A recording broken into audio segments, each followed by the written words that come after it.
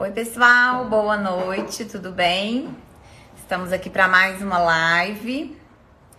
Meu nome é Lília e hoje vamos falar de um tema muito bacana, com uma convidada muito especial, especialista aí nesse assunto, que é a Carol Marinheiro. Já entrou aqui, Carol, super bom, não perder nem um minuto, porque a gente tem uma pauta assim bem bacana para esse bate-papo hoje. Prazer aí ter todos vocês aqui. Ei, Quero, tudo bem? Boa noite. Boa Ei, Lili. noite. Obrigada por aceitar o nosso convite. É um prazer ter você aqui para um bate-papo aí bem gostoso. Tenho certeza que vai ser ótimo. Super Eu que ansiosa aqui, empolgada. agradeço. Eu que agradeço o convite. É um prazer estar aqui e começo querendo registrar aí a minha admiração pelos séculos e por você como profissional incrível, competente, que eu tanto admiro. Obrigada mais Ah, uma vez, é um prazer. que bom, querida. Eu também recíproco, tudo. Então, vamos começar aí para você se apresentar para o pessoal, falar aí, né? Quem você, a famosa fila do pão, né? Quem é você na fila do pão? Muito bem. Bom, então meu nome é Caroline Marinheiro. Eu sou gerente de planejamento da Tom Comunicação, que é uma das maiores agências de publicidade aqui do estado de Minas Gerais. Uhum. Eu sou publicitária, né? Sou formada pela PUC Minas, fiz pós em administração de empresas, também estudei na Fundação Dom Cabral, num curso de desenvolvimento de dirigentes. E, enfim, venho a partir daí desenvolvendo a minha carreira em comunicação publicitária. Show, muito bacana. Gente, Carol fala com muita propriedade desse tema e vocês viram a trajetória maravilhosa que ela tem. Bem, para a gente começar, assim, eu acho que seria legal a gente contextualizar, né, um pouco, assim, do que foi esses últimos anos, né? E, assim, quais os pontos de maior mudança que você vê na comunicação, mudanças e impactos, né? Na comunicação que a gente tem nos dias atuais e o que a gente tinha há 20 anos atrás, que a gente volta nos anos 2000. Bom, então vamos lá. Tem um fator central que acho que nos ajuda a entender essa mudança. Eu chamo de uma descentralização dos meios de comunicação que aconteceu. Antes, a Uhum, gente, com poucos meios, né, vou listar aqui, mídia exterior, que inclui outdoor, Buzzdoor, Empena, uhum. revista, jornal, TV e internet, mais no que diz respeito àquela internet mais antiguinha, de banner em portais. Onde Com só tinha, esses quando só tinha o meios, UOL, né? Só tinha portal do UOL ainda. isso, exatamente. Então, com esses meios, que a gente enche uma mão, 5 grandes meios, a gente conseguia fazer um trabalho muito eficaz de cobertura, né, no público com o qual você queria conversar. Então, Uhum, mesmo no público segmentado, né? Se você selecionasse ali alguns títulos de revista, cadernos especiais de jornal, você tinha ali uma comunicação eficaz, ou seja, você chegava e conversava com quem você queria uhum, conversar. Ali a gente estava trabalhando coisas diferentinhas, assim, cinema, você fazia alguma coisa diferente e tal. Mas era isso, né? Os planos de mídia eram muito mais simples. Hoje, uhum, a gente tem um ferramental de comunicação gigante para trabalhar, né? Provocado principalmente pela explosão da internet em todos os seus uhum. aspectos. Né? Vamos passar aí por aplicativos, e aplicativos hoje, a gente sabe, não é mais apenas Facebook, Instagram, a gente está falando de TikTok, a gente está falando de Spotify, de YouTube, e cada um desses canais tem uma complexidade própria, tem um modus Uhum. operandi próprio, regras próprias. E se a gente sair aí de aplicativo, a gente está falando ainda de uma comunicação um a um, que também se extrapolou antes, o que era mala direta, ou marketing direto que você fazia ali Uhum. num evento, etc. Hoje você passa por WhatsApp, mensagem um a um, Os próprios aplicativos e redes sociais te possibilitam uma mensagem um a um, né? LinkedIn, Instagram, o direct do Instagram. Então, você simplesmente quadruplica, quintuplica as possibilidades de trabalhar. E aí, o que significa isso, assim, na prática? As empresas e as empresas anunciantes e as agências precisam ter estudos mais complexos e mais parrudos de consumo de meios, para entender daquele público com o qual você precisa conversar, efetivamente, aonde ele está.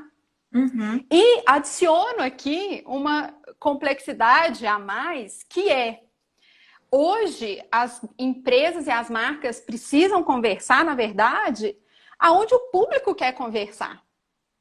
Porque não basta mais você criar uma regra, a marca criar uma regra e falar assim, não converso com ninguém no Instagram, não respondo DM.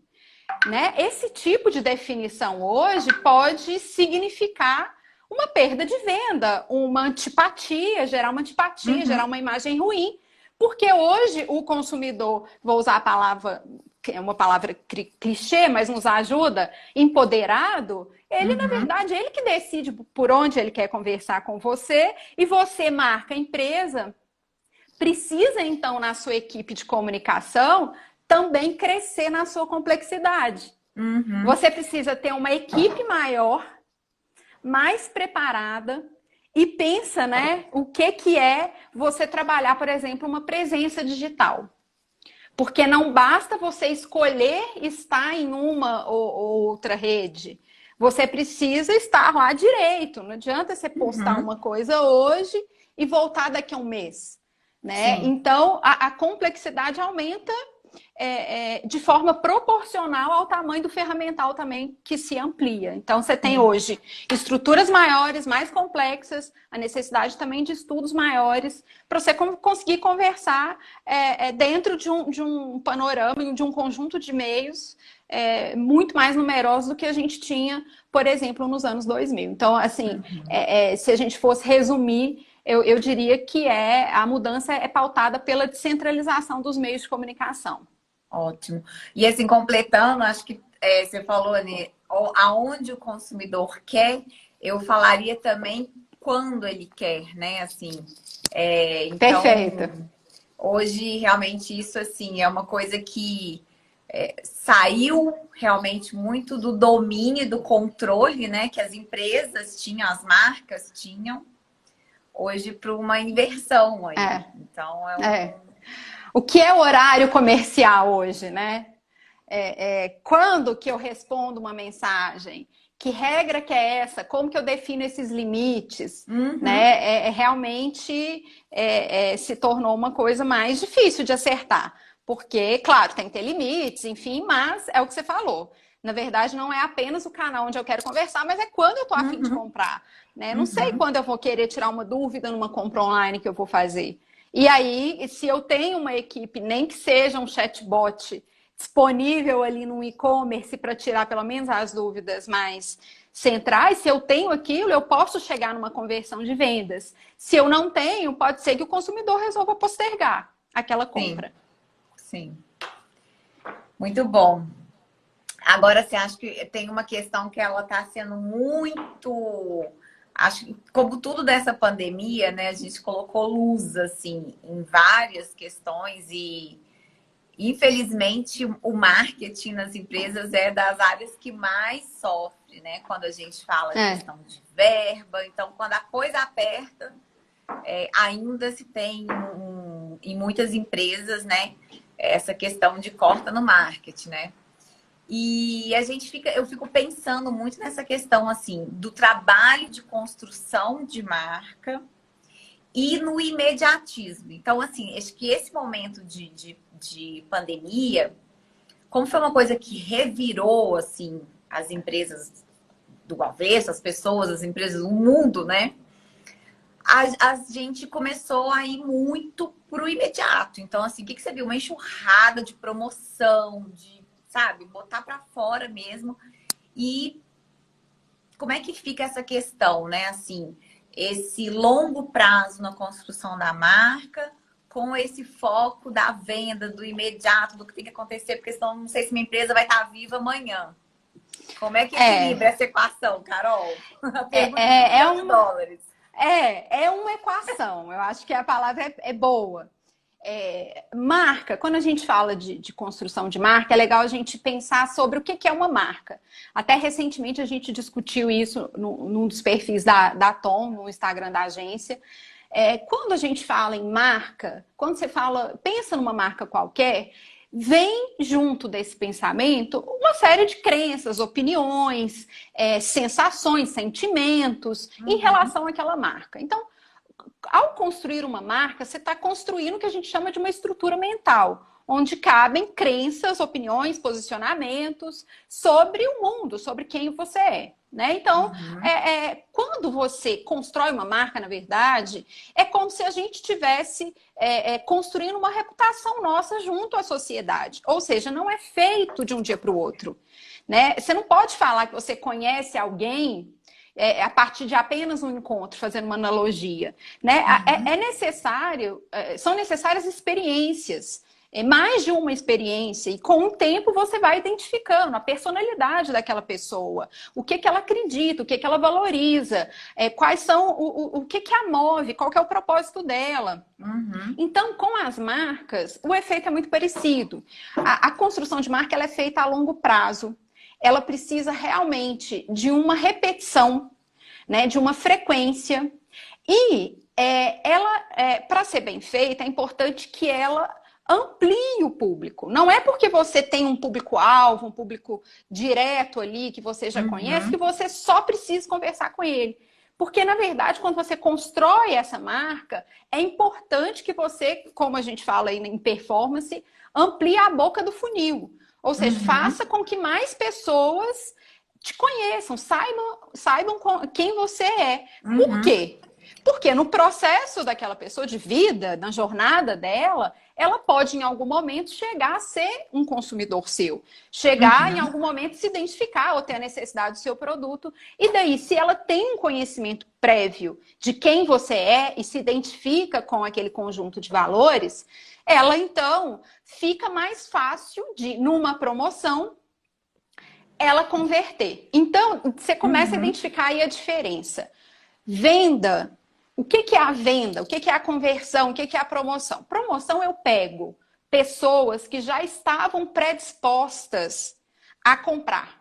Pessoas que já conheciam essa marca, né? Já tinham alguma ideia de que produto, de quem que é. Ou seja, promoção, basicamente você trabalha com as pessoas que já estão meio que na sua base, vamos dizer assim. É muito comum, inclusive, a promoção você trabalhar com mailing, que você já tem os contatos que você já tem, porque você basicamente pega um conjunto de pessoas que já te conhece e fala assim, cara, sabe esses produtos que você gosta ou aquilo que você estava namorando? Eu tô te dando uma oportunidade aqui para você comprar numa condição especial. Então, a venda e a promoção, os estímulos para ela, normalmente são feitos em curto prazo, né? Você tem um pico de comunicação, você faz ali, vamos pegar um Black Friday, né? Aqui no Brasil até se trabalha um tempo maior, mas vai uma semana, você pega aquilo, converte, pronto, acabou. Mas a própria mensagem que se passa nesse momento de venda não é uma mensagem que vai apresentar a marca, falar aquilo que ela acredita, né? Falar de aspectos que a gente chama de institucionais. Então, é um movimento importante, mas é preciso muito cuidado, porque empresas que só fazem campanhas ou esforços de comunicação de venda, elas estão perdendo a possibilidade de criar conexões com os próximos consumidores, né? Ou consumidores que estão ali para ser conquistados, que se identificam com ela, mas que você ainda não conversou. Então, enquanto a construção de marca é feita, deve ser feita repetidas vezes e a longo prazo, o esforço de venda, ele é mais rapidinho. Ele é pontual e, normalmente, ele pega pessoas já predispostas a comprar o seu produto que já te conhecem. Então, é importante que as marcas agora na pandemia não caiam na armadilha de ficar apenas na promoção. Porque já estamos aí caminhando para o 5º mês, né? Assim, como que você vai simplesmente ruindo a sua marca se você apenas faz esforços de conversão? As pessoas hoje olham para essas marcas na pandemia e querem saber mais, querem saber assim, o que essa marca está achando dessa pandemia? O que ela está fazendo que leve a algum impacto positivo? Como que ela responde a esse momento? Isso a gente vê em alguns estudos, tem criado conexões muito mais fortes com esses consumidores do que promoções, né? Então, a promoção, ok, pode salvar ali o fluxo de caixa no finzinho do mês, pode tirar um estoque elevado, mas ele não constrói marca. Isso é importante, né, as empresas terem clareza sobre isso, porque no final das contas, se você fica só nesse esforço, daqui a pouco você perde a possibilidade de cobrar um pouco mais por aquele produto, porque você já está falando no menor preço há tanto tempo que o consumidor não vai ver motivo para pagar um pouquinho a mais pelo seu produto. Né, Carol? Porque o consumidor, ele não absorve isso que você está falando, né? Assim, essa imaterialidade, né? Assim, que existe nas marcas. Exatamente. Né? Então, não tem diferencial, né? Você fica ali... porque você o produto e o preço, né? Você para de comunicar aquilo que te torna único, né? Você para de mostrar para as pessoas por que elas deveriam comprar um produto de você e não comprar do outro concorrente que tem o mesmo preço, né? E então você, como você bem colocou, você começa a ficar igual a todo mundo. Você perde aquilo que te distingue, porque você parou de comunicar o que te distingue, né? Ô, Carol, e um outro ponto que eu acho que, assim, é muito reflexo disso que você falou agora, é a questão de mídia, né? Assim, a gente, se for olhar, assim, essa questão, acho que do online, ela acabou trazendo pra gente, né? Antes a gente dava, o que você falou, né? Dava um tiro de canhão, né? Basicamente isso. E agora você tem ali, ó, uma pistola, entendeu? Assim, com uma mira mega.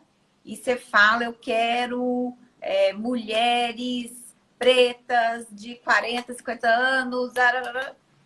E com o online, né? Com a internet, com todos os dados e rastros que a gente deixa pelo caminho, isso é possível de ser mapeado. Sim. Então, assim, como é que fica também isso? Assim, essas mídias muito nichadas, ou falar com essa audiência de muito nicho contra uma audiência maior, utilizando uma mídia mais massiva? Porque eu acho que hoje, assim, a gente vê muita gente, ai, não, fazer televisão, ai, eu vou fazendo aquilo. Assim, é a minha percepção, assim, de escutar muito isso. Sim, eu acho que tem coisas bem interessantes nisso que você colocou. Primeiro, assim, o poder de segmentação, ele é muito incrível, ele é muito poderoso. Ele nos vale para vários objetivos, né? Então, por exemplo, eu tenho um conceito macro. Eu posso adaptar aquele conceito macro para segmentos, né? E mesmo assim, quando eu fecho o meu plano de mídia, meu plano de comunicação, e eu reúno aqueles segmentos todos, eu ainda assim consigo, se o objetivo é construção de marca, ter cobertura, tá? E aí, o que você pode ganhar na segmentação, na construção de marca? A adaptação da mensagem. Então, se eu tenho condição de pegar o meu posicionamento, que a gente chama na comunicação, meu propósito, né? Ou que seja, tem alguns sinônimos, e adaptá-lo àquela audiência, eu posso fazer isso e ainda assim construir uma marca, tá? Agora, a segmentação para venda, para conversão imediata, ela é absolutamente incrível. porque o algoritmo já me ajuda, porque ele já mapeou, como você disse, principalmente na internet, a jornada, então já sabe o que você está predisposto a comprar. E você, então, ganha em performance. Você ganha pagando o menor custo possível para uma conversão de venda, porque eu tenho essas ferramentas de conversão. O que a gente é importante, e eu, como agência, atendo algumas empresas que anunciam, existe um mito ou uma crença que é equivocada, que internet é mais barato que TV. Vou pegar o grosso, tá? Não, mas eu não vou fazer TV. A internet é muito mais barato que TV. Nossa. Né? Assim, a sensação pode ser essa. A sensação pode ser essa. Entretanto, quando você pega os aspectos técnicos de uma compra, de qualquer que seja o meio denominado de massa, seja a televisão, seja uma revista, etc., se você compara o custo por impacto, né? Então, a cada impacto, quanto eu estou pagando para impactar uma pessoa, não necessariamente uma coisa é mais cara que a outra. Então, assim, o que a gente faz no nosso trabalho diário é, primeiro, entender que objetivo de comunicação que é esse, para realmente a gente entender o quanto segmentado, o quanto de massa eu preciso trabalhar, e mostrar tecnicamente esses aspectos mais técnicos mesmo de compra, custo por mil, custo por impacto, porque às vezes você faz uma campanha, por exemplo, rede social, e você vai ver lá que o custo de visualização está altíssimo. Você está pagando lá R$2 uma visualização de um, sei lá, um post, né? E claro, tem outros incríveis. Você paga, a gente viu recentemente um trabalho que a gente paga 2 centavos por um custo incrível, né? Então, assim, a comunicação, a gente tem que ficar bem atento a isso, porque tudo é ferramental e tudo serve. Nada é melhor ou pior. É realmente uma adequação do objetivo ao ferramental existente, né? E a gente procura no dia a dia evitar essas crenças, porque realmente você pega um custo de uma inserção de um comercial de TV, poxa, né? Que dinheiro que é esse? Mas não é só que dinheiro que é esse que a gente tem que olhar. É o que ele entrega, para quantas pessoas, para que tipo de público, enfim. Então, esse é um desafio. Eu acho assim, assim, acho que você falou perfeitamente ainda. Vou trazer um ponto que, na minha opinião, assim, a internet sim, gente, o online é caro. Se as marcas não investirem dinheiro, não vai. Então, assim, você fica só ali naquele mundinho, mas é isso, o negócio não deslancha no online. Às vezes você tem que aumentar, né, ampliar o público. Exato. Começou a segmentar demais, às vezes é o que você falou. Você fica um mês fazendo aquilo, parou o resultado, você esgota a possibilidade. Então, você tem que ampliar a boca do funil ali para ver se entram pessoas novas, se você consegue captar novos consumidores, né? O que eu ia falar assim, o que eu acho que muda um pouco e que talvez isso tenha assim um benefício, vamos dizer, é a agilidade do online, né? É a capacidade que as marcas têm de mudar. Então, se você imprime um anúncio numa revista, a revista ela fica 30 dias ali até você ter a próxima edição, né? Sim. Se você faz um anúncio e você viu que aquilo ali, aquele banner, o post, o anúncio, não deu resultado, no dia seguinte você faz uma nova arte e coloca ali. Então, assim, você tem mais possibilidade de agilidade, de tentativa e erro, de teste, né? Então, assim... e até simultaneamente, né? A gente faz os testes A/B com duas peças e roda aquilo, e rapidamente você começa a identificar qual que deu o resultado mais rápido e consegue ir ajustando. Como a gente começou a falar das diferenças do ano 2000, um fato curioso, a gente fazia teste A/B, por exemplo, em Buzzdoor, com duas peças diferentes e com dois call to actions diferentes. Porque para a gente saber se estava funcionando ou não, porque hoje no digital a pessoa clicou, eu tenho um relatório e vejo em qual peça a pessoa está acessando, né? Está clicando. No Buzzdoor, a versão aí analógica do teste AB do digital, a gente punha dois call to actions diferentes. Um era ligue para um telefone, o outro era outro telefone, ou um era um e-mail, o outro... Para a gente conseguir mensurar qual que era a performance de cada uma deles, mas mesmo assim não era uma mídia rápida de troca. Né? Era bissemanal, você precisava de 2 semanas para fazer uma troca, às vezes até mais, dependendo. Né? Outdoor você fazia em 2 semanas. Às vezes Buzzdoor você precisava de 1 mês. Então, com certeza, essa agilidade não existe, não tem igual. Não tem igual. Não dá para comparar, né? Esse poder de agilidade e a super segmentação são ganhos incríveis para a publicidade e para as marcas. Agora, é difícil trabalhar. Como a gente falou, é complexo, porque você precisa de gente todo dia olhando aqueles dados para saber como é que está indo, como é que não está indo, está funcionando, não está funcionando. Mas é incrível, né? As marcas ganham muito com esses recursos, né? Sim. Ô, Carol, e puxando ainda esse gancho, né, que a gente falou da pandemia, eu falei no início, né, assim, que essa pandemia revirou aí todo mundo, né, empresas, marcas, pessoas, todo mundo. E a gente viu, assim, eu percebi, né, que várias coisas surgiram.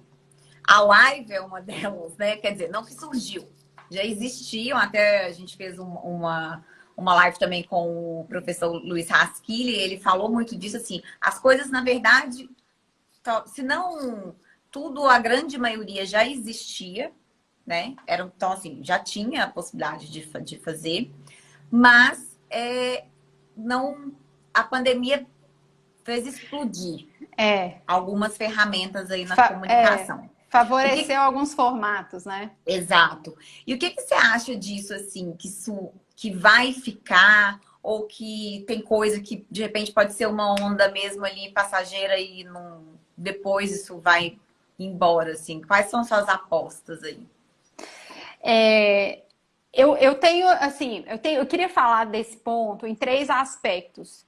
Porque o que é formato de comunicação, eu acho que a questão de canal, de live, ele são coisas muito fácil de você adaptar ou não adaptar, de você começar enfim. Mas eu acho que tem alguns aspectos talvez mais conceituais e alguns deles até um pouco filosóficos, que eu acho que se a gente se atentar a eles, você consegue efetivamente, na construção de marca, dar direcionamentos legais para a empresa. Então, eu vou começar falando na perspectiva do consumidor e da sociedade, algumas coisas que eu acho que vão ficar, tá? Tem um aspecto, como eu disse, mais conceitual, que eu acho que houve uma maior conscientização. De quê? Primeiro, de si, então do que é ser humano, o que é ser humano e estar, enfim, vulnerável a vírus, doenças, etc. Uma conscientização da sua família, das suas relações, e uma conscientização sobre modelos de trabalho, formatos de trabalho, né?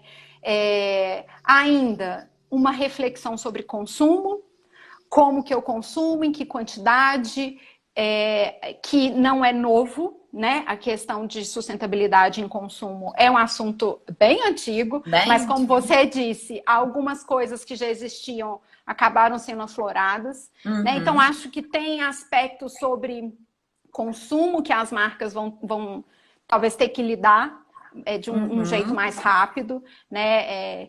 Quantos modelos de sapato mesmo eu tenho que fazer por coleção? São 594 a cada 2 meses, né? Assim, que volume que é esse? Que velocidade que é essa? E tem um terceiro aspecto que tem a ver com comunidade, tem a ver com o entendimento de um encadeamento das coisas, tá? Uhum. Tem um consultor que ele chama Paulo Grise, ele fez um artigo recente sobre, eu até peguei aqui para não errar o nome, Estratégia, Interdependência e Quarentena. E ele fala que o mais básico que você precisa para viver não chega até você sem a participação de milhares de pessoas. Tudo que você tem, come, foi feito por alguém, por muitas pessoas, por alguma empresa, por muitas empresas, você não fez sozinho. E ele vai nesse conceito. Por que eu estou falando disso? Que eu acho que esse é um aspecto central. Quando a gente fala de marca, a gente começa a também aflorar aquele conceito de colaboração e de transparência junto ao consumidor do seu processo produtivo. Então, a gente tem visto as marcas revelarem a cadeia, o fornecedor quem é, o transporte quem é, como que essa cadeia acontece, porque isso trouxe impacto nesse momento da pandemia e pode vir a trazer. Então, acho que haverá na indústria um fortalecimento dessa cadeia, né? Acho que a questão da competição, achar, por exemplo, que você como ponta compete com o seu fornecedor de matéria-prima está completamente ultrapassado, né? E os consumidores têm visto de uma forma muito positiva essa visão colaborativa. Marcas são marcas. A gente teve duas iniciativas muito bacanas assim que a gente fez na Séculos. Uma foi, a gente passou a divulgar em alguns dias da semana no nosso Stories, então a gente fala Séculos Indica, né? E aí a gente monta a arte, publica, coloca a logo do nosso cliente, direciona para a mídia social dele. E a gente lançou um aplicativo muito bacana, que chama Seu Post.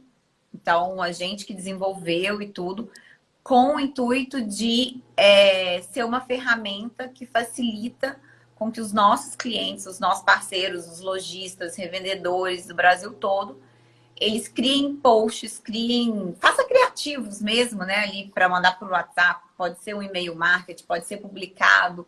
Então, assim, foram duas iniciativas muito pensando nisso, porque não adianta a Séculos, né, como uma indústria, ela vender para o parceiro, para a loja, e a gente está fechando loja. Então, e assim, acabou, né? Eu vendi e acabou? Não. Exatamente.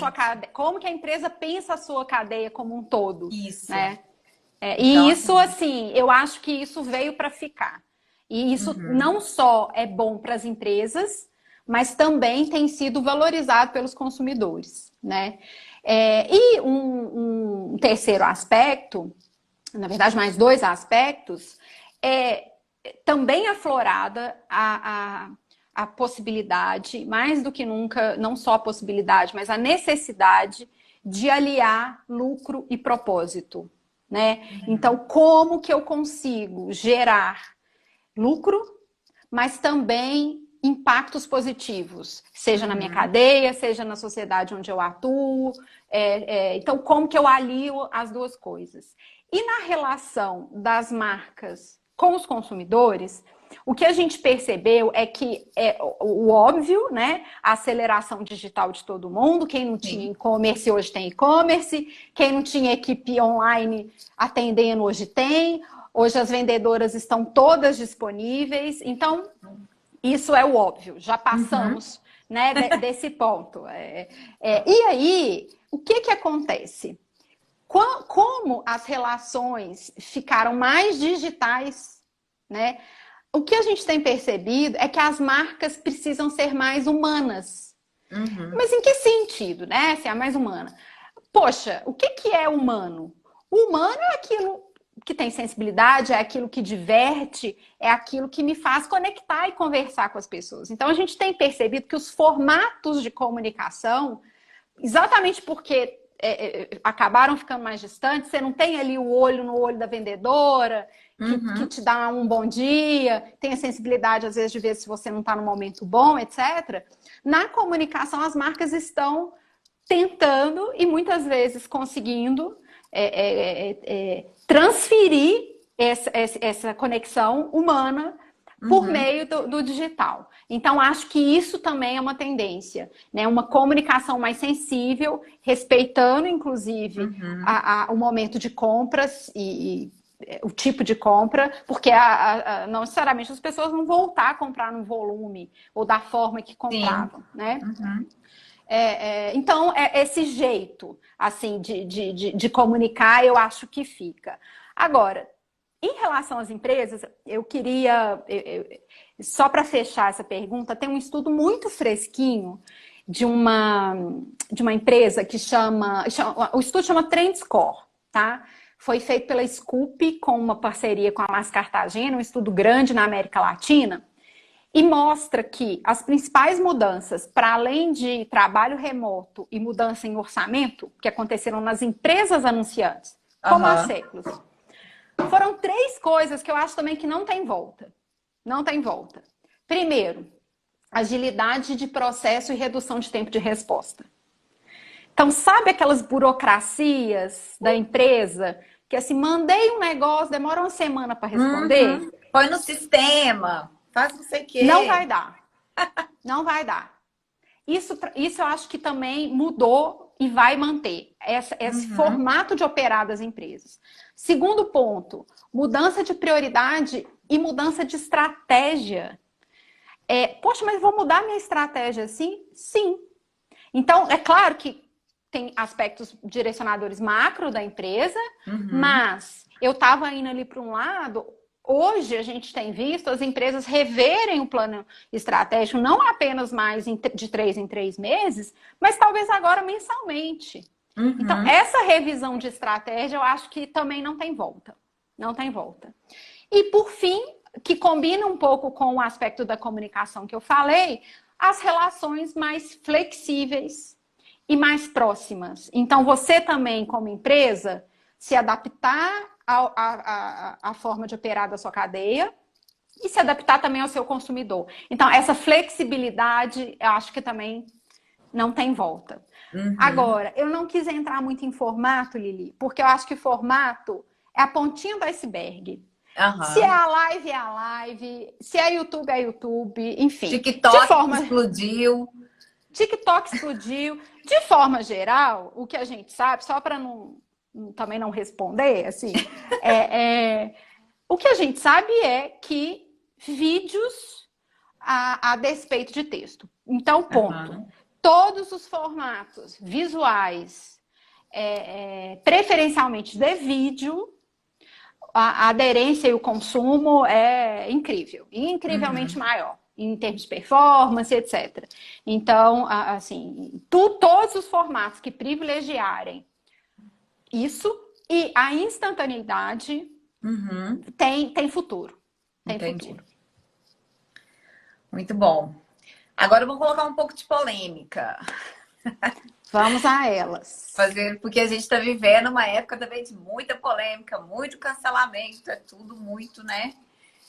Muito assim na internet. E a gente teve, né, na semana passada, o caso da Natura, né, como um exemplo aí, que acredito que todo mundo viu.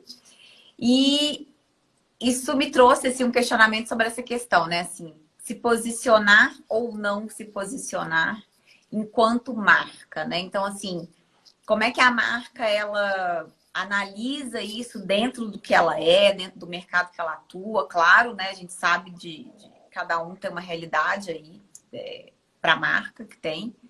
Mas, assim, como é que você enxerga isso, assim? De uma marca que fica na dela ou uma marca que se posiciona? Olha, hoje, né, a transparência, a visibilidade não é mais uma escolha. Assim, eu acho que tem poucas marcas, né, dessas mais estruturadas que ainda acham que tem a escolha de se posicionar ou não.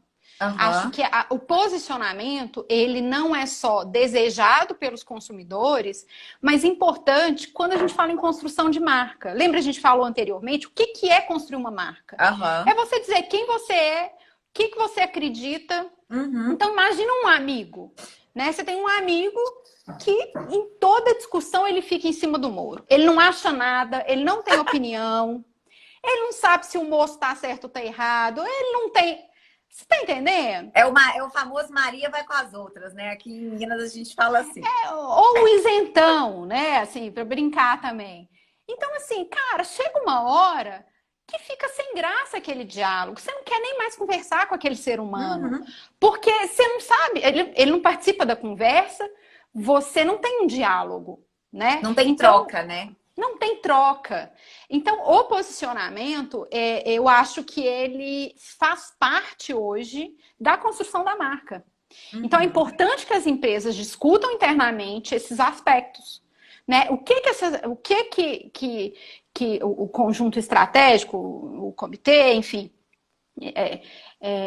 acha sobre aquilo, quais Sim. são as crenças, o que Crenças e combina com aquela valores, né? marca, o que combina com aquela marca. Poxa, uma marca que fala que é inclusiva, eu vou incluir só o quê? Só preto. Não, porque trans eu não vou incluir. Só vou incluir preto. Você entende? Então, assim, a gente precisa, a gente está no momento de tirar aqueles valores do cartaz A3 da empresa e realmente fazer. Então, a pandemia também revelou muito isso, que as pessoas estão muito desconfiadas de marcas que falam demais e fazem de menos. Então, esse exemplo do Tami, né? A Natura é inclusiva. Ela fala isso já há muito tempo. E ela é inclusiva em todos os seus aspectos, né? E ela fez uma campanha brilhante sobre presença, né? A presença paterna, retratando os pais que passaram a ter mais tempo com os seus filhos.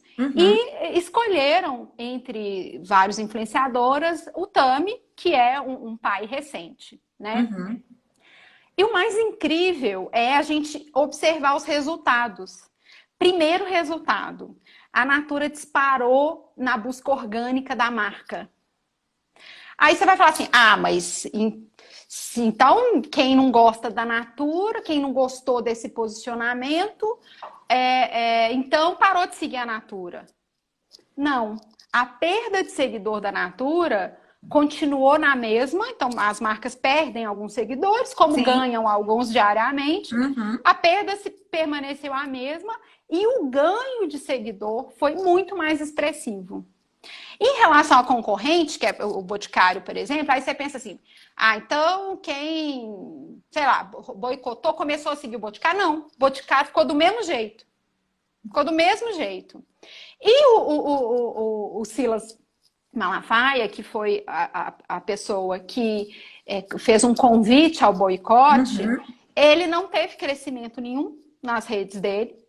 Né? Então, não teve uma aderência, assim, quem gosta dele, segue ele, já estava lá. Você não teve uma migração de uma marca para outra. O que aconteceu foi que, com o posicionamento, a Natura fez uma coisa incrível. Ela colocou um imã e falou assim, cara, quem acredita nisso, vem comigo. Então, o que ela fez foi crescer a base dela com pessoas mais engajadas, que não só passam a acreditar na empresa, como vão dar preferência para empresas e marcas e produtos que compartilham valores como os seus. E aí, para quem está perguntando em business, né, assim, e aí? Mas teve queda de venda. Tenho certeza que uma marca que fez isso lacrou desse jeito, e como as meninas estão falando. Eu adorei que a Fernanda falou, quem lacra, lucra. E a Natura lucrou. Ela teve um aumento de 6,28% nas suas ações. Nas ações. Na Bolsa. Então, assim, qual que é a lição, Natura? Que as empresas não compram só produto, gente. Né? Voltando lá, a gente já saiu da era do produto há muito tempo. As pessoas compram um espírito da marca. Elas compram um pacote. Elas compram um conjunto de coisas que você sente ao lembrar de uma marca. Então, sim, se posicione e se posicione rápido enquanto o consumidor não cansar da sua falta de opinião.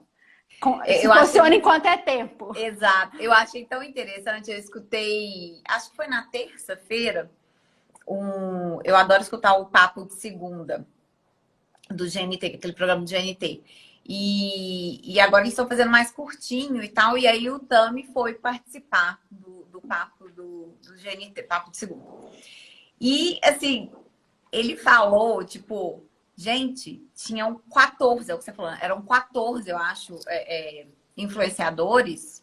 E assim, então, é isso que você falou da representatividade, da diversidade. Sim. Assim, não era apenas o pai trans. Eram vários pais. E assim, sabe, ficou parecendo para as pessoas, né, que a campanha tinha todo um contexto ali dessa multiplicidade, dessa várias diversidade. peças, né? Peças incríveis, filmes incríveis, né? Mas Então, o que gerou a polêmica foi um reconhecimento da marca de uma paternidade que é fora do modelo hétero, né? Enfim. E uma coisa que eu achei muito interessante também foi que, assim, essa questão, né, que foi levantada a partir dessa campanha da Natura, ela gerou um movimento também na internet, Sim. né? Muito grande. Então, assim, eu vi vários posts, várias pessoas se manifestando, pessoas muito conhecidas, influenciadores, artistas e tal, falando, né, gente, ninguém critica, ninguém esculacha um pai que não tá nem aí, que abandona. O Brasil tem não sei Sim. quantas milhões de crianças aí sem pai, né? Sem um registro. Quem não paga pensão, enfim, um pai totalmente negligente. Isso E aí tá a tudo bem, sociedade né? não pune, né? Uhum. Então, assim, achei muito tá... interessante isso, porque foi para além, né? Acho que assim, do que se esperava realmente. E acho que é isso que a sociedade precisa, né? E eu não mencionei, mas o Felipe Neto, que é um grande influenciador, um dos mais expressivos hoje, ele se ofereceu para ser garoto propaganda da Natura gratuitamente. Ele falou assim, Natura, eu tô contigo. Se você quiser que eu faça, enfim, uma divulgação, faço de graça. Então, é o que você falou, né? O posicionamento, ele gera uma aglutinação. E isso faz com que você seja uma marca relevante. Então, você se posicionar, significa você ser relevante, porque o não posicionamento, o em cima do muro, ele começa a perder relevância, porque não é assim, não é assado, não é aqui, não é acolá. Então, você é o quê? Né? Você começa a ficar irrelevante. Então, eu acho fundamental o posicionamento e encarar as discussões, sejam elas quais forem. Se combinar com a marca, o que a gente chama do ecossistema da marca, se estiver alinhado com aquilo que a marca prega, cara, fale. E não fuja da discussão, porque no final, para a construção de marca, vai ser importante. Legal. Ó, a gente está entrando aí nos 10 minutinhos finais, mas eu acho que dá tempo da gente fazer uma última pergunta. Já? A gente tinha várias perguntas aqui. Eu tô até na dúvida aqui, porque a gente recebeu também uma pergunta aqui perguntando sobre jornada de compra, se você acha que mudou na pandemia. E, enfim, então se você quiser responder essa, eu vou deixar a pergunta aqui para a gente poder responder, né? Para quem mandou aqui na caixinha de interrogação para a gente. Você acha que mudou alguma coisa nessa jornada? Então, rapidamente, acho que mudou, sim. Em um sentido principal. As pessoas começaram a consumir mais informação. A própria sensação da pandemia gera um medo, um desconhecimento, né? Assim, o que está acontecendo, e as pessoas começaram a consumir mais. Então, eu vou até já abrir um dado, Lili, de um outro estudo, da Global Web Index. Um estudo super recente também, que fala que em todas as gerações, independentemente se você é baby boomer, geração Z, milênio, todo mundo começou a consumir uma segunda tela. Um pouco reflexo dessa busca por informação. E, naturalmente, essa digitalização e essa segunda tela começou a inserir as pessoas em jornadas de compra e indo para a compra novas, diferentes daquilo que ela fazia. Então, se a gente olha dados de e-commerce, por exemplo, um dado expressivo, não me lembro exatamente o percentual agora, mas depois a gente pode passar, o percentual expressivo são de primeiras compras online. Então, um monte de gente que não fazia compra online começou a fazer compra online. Um monte de gente que tinha feito uma vez só começou a fazer mais. Então, qual que é a mudança da jornada? Uma busca maior de informação, um contato maior com mais telas, né? E o resultado é não só um crescimento digital de compra, mas mais informação. Então, as pessoas estão mais preparadas para a compra. Estão mais descobrindo que a busca da informação é fácil, é rápido, eu consigo uma comparação de preço mais fácil. Ah, mas isso não é novidade. É novidade para um grupo... Para muitas pessoas. Muitas pessoas. Isso é o padrão para os nativos digitais. Não é o padrão para a geração Y até... Baby boomer para cima não é.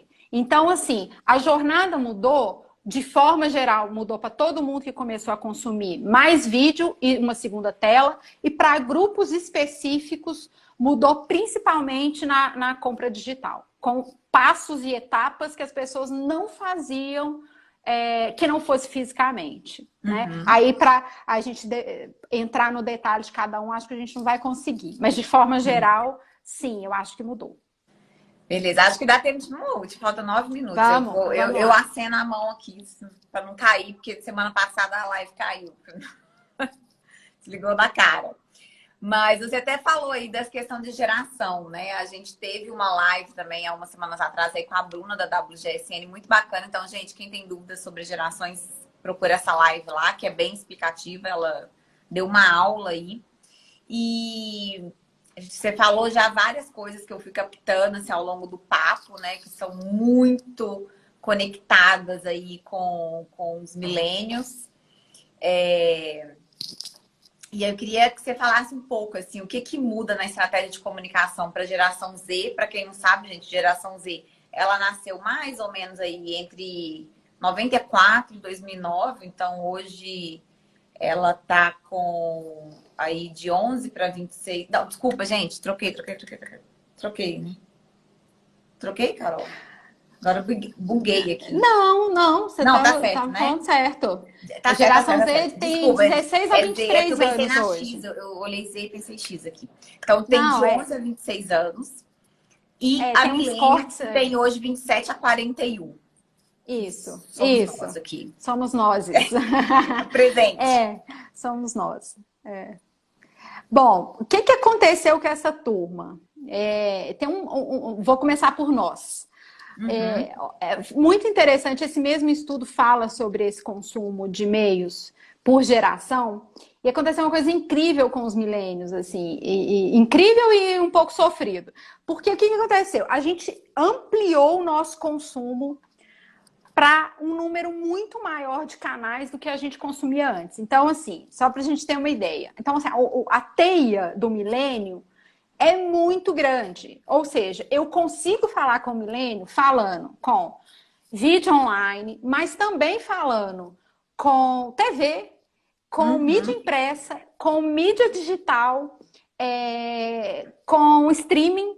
Então, o milênio, o que aconteceu? Ele ampliou o consumo dele para um número muito grande de meios. Por um lado, para a empresa que comunica, amplia muito a possibilidade de conversar com essa turma. Mas para quem é milênio, a gente fica pensando também numa sobrecarga de informação. Eu acho que estamos todos sentindo um pouco isso, independentemente de qual geração a gente esteja. Mas para os milênios, eu imagino que o impacto foi maior. Porque você consumir muitos canais significa que no fim de uma semana você está exausto. Né? Então, essa característica mudou muito na teia, que a gente chama aquele mapa de teia mesmo dos milênios, mudou muito na pandemia. A geração Z, por outro lado, ela é muito pontual. Geração Z, gente, para conversar com essa turma, é vídeo online e TV online, streaming. Se você quiser ampliar um pouquinho música, streaming também, Spotify da vida, Diesel. E videogame. Videogame. Então, é uma turma mais difícil. Você não consegue entrar. Ah, não, mas não tem TV? Tem TV, mas TV é 24%. Então, você não consegue uma cobertura apostando apenas em canais mais clássicos. Você precisa ter um peso maior para esses que eu falei, que são muito expressivos. Então, a geração Z, a diferença é que eles concentram o consumo em poucos meios. A milênio explodiu. A milênio está consumindo. Nós estamos uma esponja aí, gente, no mundo. Temos que tomar cuidado para estar... Só não consegui até hoje o TikTok. Gente, aquilo ali, assim, é muito geração Z, assim. Eu não consigo fazer aqueles vídeos, assim, os meninos ficam até rindo de mim lá no escritório, mas, assim, eu tenho, porque eu gosto de ver alguns, eu fico rindo, acho muito legal. Você fica assim, gente, como é que é isso? Meu Deus! É uma adaptação, o TikTok. Leva um tempo gigantesco para fazer aqueles vídeos. Eu falo, gente, o pessoal só fica fazendo vídeo no TikTok. Ninguém não serve pra nada, entendeu? Não, e o TikTok é incrível, porque se a gente for olhar o formato dele, ele facilitou ainda mais a criação de conteúdo. Como ele entrega um monte de coisa pronta, ele entrega música pronta, a história da dublagem, fica mais fácil para qualquer um ser um protagonista da criação de um conteúdo. Então, os creators, né, que são os criadores de conteúdo, falam assim, gente, mas TikTok, você não precisa fazer nada, é só você dublar, etc, etc. É claro que precisa, né? Assim, tem uma fala meio antiguinha, fala, não precisa fazer nada. Claro que precisa. Mas é uma plataforma interessante que ela atalha o processo criativo. Ela te dá muitos elementos para rapidamente você ter um vídeo e se inserir naquele universo. Então, é uma rede incrível. Recentemente abriu as possibilidades de comercialização para as marcas. Incrível, então as marcas já conseguem entrar de um jeito estruturado no TikTok. Vale uma live, viu, Lili? Vale uma live. Então já fiquei a próxima, a gente faz uma outra live do TikTok no perfil da Mondanha. Pronto. Pronto. É mais o público aí dessa geração. Exatamente. Bem, agora a gente está encerrando mesmo. Porque daqui a pouco, em 2 minutinhos aqui, a gente vai cair. Eu queria te agradecer demais. Eu amei mesmo. Assim, foi um bate-papo muito bacana, muito enriquecedor. Você, como sempre, super CDF, bem informado. Várias referências aí maravilhosas pra gente. Obrigada. Um conteúdo muito esclarecedor. Acho que, assim, fundamental que as empresas, as marcas aí estejam antenados, né, com o que está acontecendo, como é que está se movimentando aí, para que a gente consiga seguir da melhor forma possível, né? Imagina, eu que agradeço. Tem estudos incríveis disponíveis, então as marcas podem contar com coisas incríveis que estão sendo publicadas. Foi um prazer, realmente passa muito rápido. E fico super à disposição aí, Lili, de você, da Séculos. Se a gente quiser ter um próximo bate-papo aí, foi um prazer mesmo. Obrigada pelo convite mais uma vez. Muito obrigada, gente. Obrigada aí pela presença de todos. Uma boa noite e até a próxima semana. Um beijo. Beijo.